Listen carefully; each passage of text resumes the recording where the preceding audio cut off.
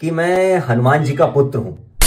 अब हनुमान जी की बड़ी बत्ती एकदम गुल हो जाती है कि हैं क्या बात करता है यार, ये मेरा पुत्र है, मेरी तो शादी क्या हो तो एक काली शिक्षा के लिए शादी हुई थी और ऊपर से ये मेरा पुत्र है, मैं तो सन्यासी आदमी हूँ यार, क्या बात कर रहा है।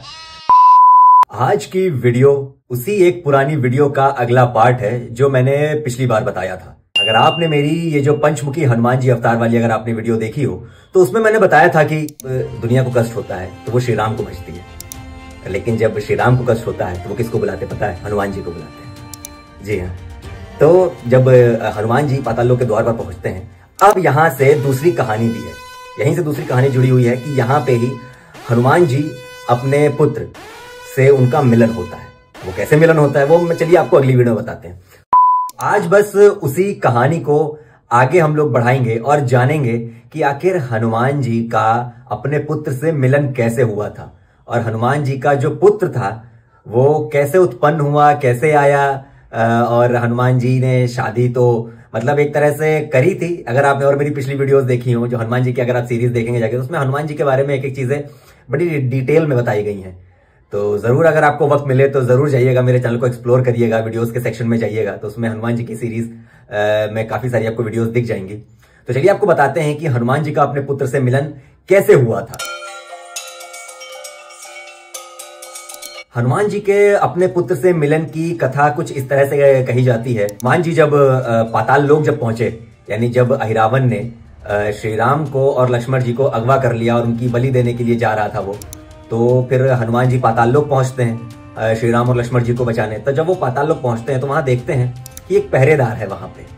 जी हाँ, पहरेदार के ही रूप में हनुमान जी का पुत्र होता है। और वो पुत्र कौन होता है? वो पुत्र होता है मकरध्वज। बहुत से लोगों ने मकरध्वज का नाम सुना भी होगा कि कौन कैसे क्या, बहुत से लोग नहीं भी जानते। जिन्हें नहीं जानते हैं मैं उनके लिए बताता हूँ कि फिर क्या होता है। हनुमान जी जब वहां पाताल लोक के द्वार पर पहुंचते हैं, जो पहरेदार होता है वो जब अंदर जाने की कोशिश करते हैं हनुमान जी, तो पहरेदार जो होता है मकरध्वज वो हनुमान जी को रोक देता है कि आप अंदर नहीं जा सकते, मैं पहरेदार हूँ। तो भाई हनुमान जी कहते हैं अच्छा तुम मुझे रोकोगे? तो भाई हनुमान जी फिर मकरध्वज पे वार करते हैं, अपनी पूरी शक्ति से नहीं, लेकिन आप क्योंकि आप हनुमान जी को जानते ही हैं वो किसी पर पूरी तरह से प्रहार नहीं करते हैं क्योंकि उन्हें मालूम है कि उनकी शक्ति के बराबर कोई नहीं है। तो जब आपको पता हो कि आपके जब बराबर कोई नहीं है तो आपको भी उस चीज का मान रखना चाहिए। तो फिर हनुमान जी ने भाई कोशिश करी कि चलो ठीक है शायद मकरध्वज मान जाएगा, तो उनने एक दो हाथ लगाए, लेकिन मकरध्वज उनका बड़े अच्छे से उसको डिफेंड कर ले, रोक ले।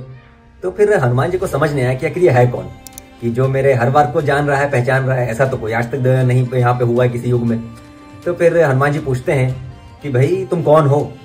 तो मकरध्वज कहता है कि मैं हनुमान जी का पुत्र हूँ। अब हनुमान जी की बड़ी बत्ती एकदम गुल हो जाती है कि हैं क्या बात करता है यार, ये मेरा पुत्र है, मेरी तो शादी क्या हो तो एक काली शिक्षा के लिए शादी हुई थी और ऊपर से ये मेरा पुत्र है, मैं तो सन्यासी आदमी हूँ यार, क्या बात कर रहा है। तो हनुमान जी कहते हैं जरा विस्तृत बताओ कैसे।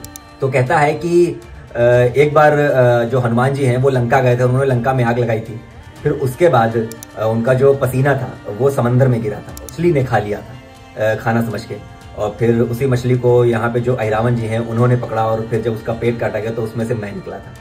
तो इस तरह से मैं हनुमान जी का पुत्र हूँ। तब हनुमान जी पूरी बात समझते हैं कि अच्छा ये बात है। तो हनुमान जी मकरध्वज से कहते हैं कि मैं ही वो हनुमान हूँ जिसको तुम अपना पिता बता रहे हो।